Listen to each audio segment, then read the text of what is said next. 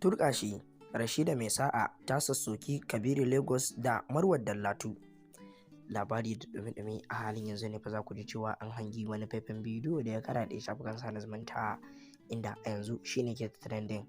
Na wannan shahararriyar 'yar masana'antar TikTok ɗin nan kuma uwa a masana'antar TikTok wato Rashida Mai Sa'a, inda ta fito take magana akan fa wannan rigima da take ta gudana tsakanin Marwar Dallatu da kuma Mai Numfashi, inda akan haka ne dai aka yi wani mai suna Kabiru Lagos inda suke ta magana akan shi, inda har ta kai ta kawo fa shi Kabiru Lagos ya aiko ma'aikata daga jihar Lagos domin a kwamushe ita Mai Numfashi bisa tone-tonen asirin da take ta yi.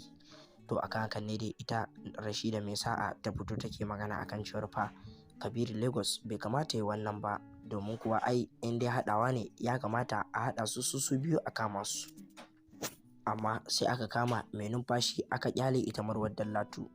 Masu sauraron mu ba zan da cika kudu surutu ba, ga dai faifan bidiyon ku gane idan ku amma da Allah kafin nan ku danna mana subscribe. Assalamu alaikum warahmatullahi ta'ala wa barakatuh. Mai magana ambassador Rashida Adamu Abdullahi Mai Sa'a, President Association of Kano Female Artists a kafa, shugaban mata jarumai, sannan kuma trustee ta Arewa Filmmakers Association of Nigeria, sannan kuma treasurer ta Arewa Filmmakers of Nigeria. To dukan godiya ta tabbata ga Allah subhanahu wa ta'ala maɗaukakin sarki mai komai mai kowa. Ina wannan magana ne sakamakon abubuwan da suke faruwa tsakanin ɗaya daga cikin 'yarmu Khadija Mai Numfashi. Wannan magana ina yi kai tsaye zuwa ga Alhaji Kabiru Lagos sakamakon ba ni da wata hanya da zan iya isar mai da wannan saƙo nawa sai ta kafafen sadarwa na social media, kuma na san insha Allah idan ne magana saƙona zai kai gare shi. To a matsayina na shugaban mata jarumai, ni ba wani abin da zan iya cewa a cikin wannan magana, tunda abin ya riga ya zame da haka, sai dai in ce Kabiru Lagos dan Allah dan annabi, dan Allah dan annabi, dan Allah dan annabi, ina mai neman alfarma a gurinka da wannan maganar tsakaninku da Khadija Mai Numfashi ta wuce. Ita rayuwa da kake gani, duk mutumin da kai wata rayuwa da shi ta mutunci da mutuntawa da soyayya, ita soyayya ba ƙarya bace ba. Kun yi soyayya da Marwat, kun yi soyayya da Khadija, har magana aure ta shiga tsakaninku. Allah Ubangiji subhanahu wata'ala bai yi zaka aure ta ba, wasu abubuwa suka shigo. Ni na yi magana da mahaifiyar Khadija Mai Numfashi ba su ɗaya ba su biyu ba akan wannan ishu ɗin naku, na kuma fahimci maganarta. To ni na zaɓi a matsayinka na musulmi, a matsayinka na namiji wanda ba mamaki kana da iyali, kana da 'ya'ya, to da Allah ka yi haƙuri. Duk mutumin da soyayya ta haɗa ka da shi a rayuwar duniya, wacce har magana aure ta shigo tsakani, to da Allah kan wani abu na cin zarafi ko na wulaƙanci ya shigo tsakaninka da kai da shi. Su Khadija sun yi mistake, ita da Marwar Dallatu.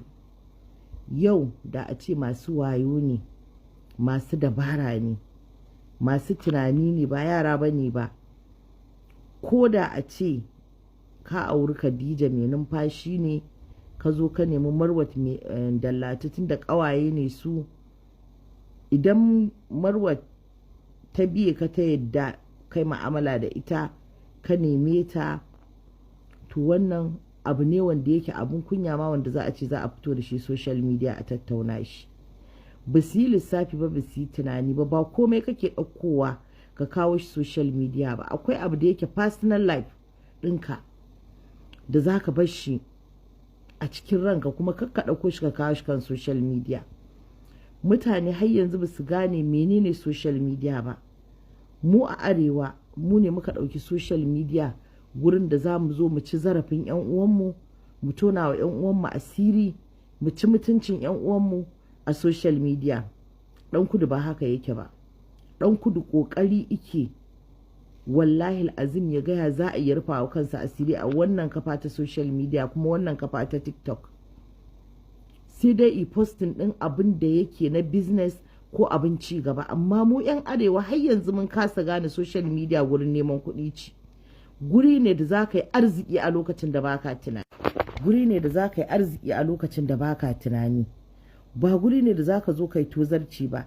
Shi tozarci, duk mutum mai tozarci idan Allah ya bashi dama yana tozarta ɗan adam, yana cin zarafin ɗan adam a kafar social media, ba ma a social media ba ko a ina, Allah yakan bawa dama daidai da iyakacin abin da yake bukata da abin da yake so yi.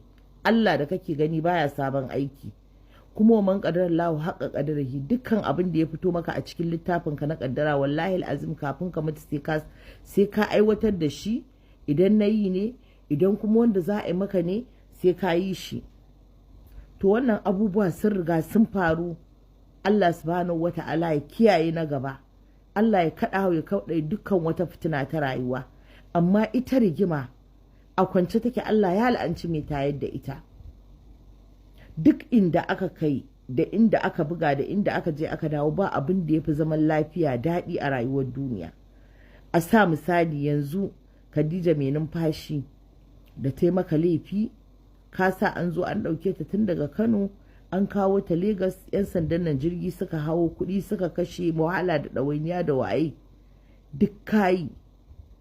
Ni a tunanina idan mutum ya zalunce ni wallahi azim ba gun ɗan sanda zan kai shi ba, ba police station zan kai shi ba, ba kotu zan kai shi ba, kotun Allah. Duk wani wanda ya zalunce ni ita nan zan kai shi. Na riga na san ko ba daɗe ko ba jima Allah zai saka mini. Amma mistake sun yi mistake yanda suka rinka kama sunanka, kana da iyali, kana da 'yan uwa, ba mutumin da zai so ya ce an ji ana irin wa'annan maganganun a kan shi. Magana ta domin Allah ba su kyauta ba. Ni ba zan bi bayan mai numfashi saboda tana 'yar fim na ki faɗa gaskiya ba.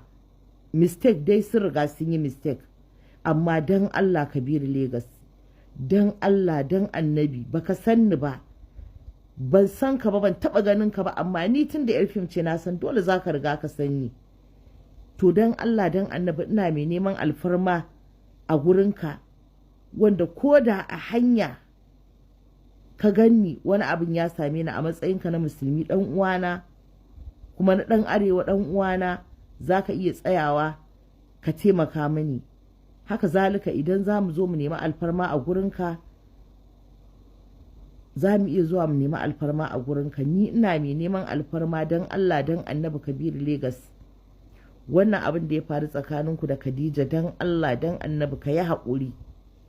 Ba a kyauta maka ba, ana ta mentioning ɗin sunanka a social media, wani ma bai san ka ba sai da aka kwakudo hotonka aka gane ka. To ka yi haƙuri, ka sa a cikin ranka wannan ƙaddarar ka ce. Duk abin da kaga ya samu bawa wallahi azim ƙaddararsa ce, baka isa ka kauce wa ƙaddarar da Allah ya rubuta maka ba. Amma ina mai neman alfarma a matsayina na shugaban mata jarumai, wanda ban yi shawara da kowa ba, a ai ƙungiyance an rubuta takarda duk wani abu da za a yi wa Khadija mai numfashi an yi mata shi na gata. To ina ƙara baka haƙuri a matsayina na 'ya mace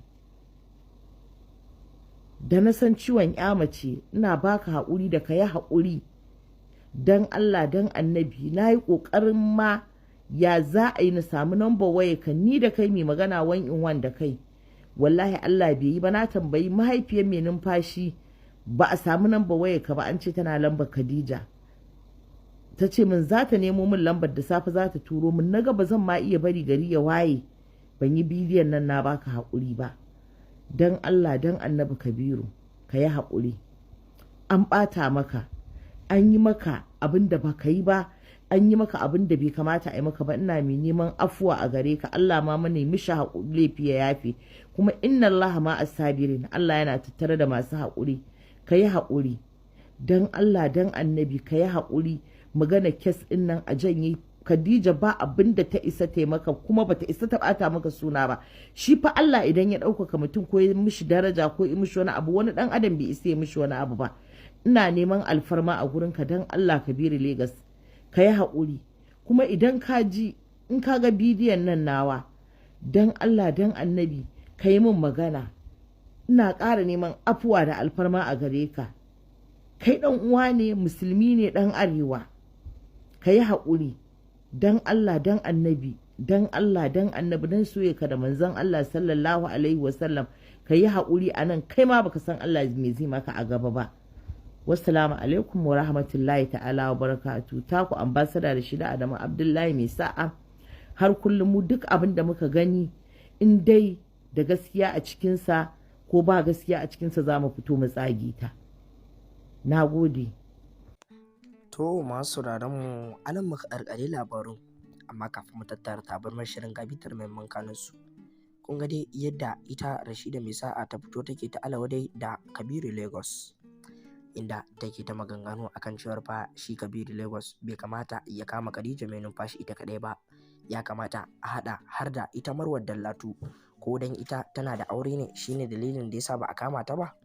Masu sauraron mu, menene ra'ayoyinku akan wannan labaru da muka kawo muku? Faɗa mana su a comment section. Amma da Allah, kafin nan ku danna mana subscribe.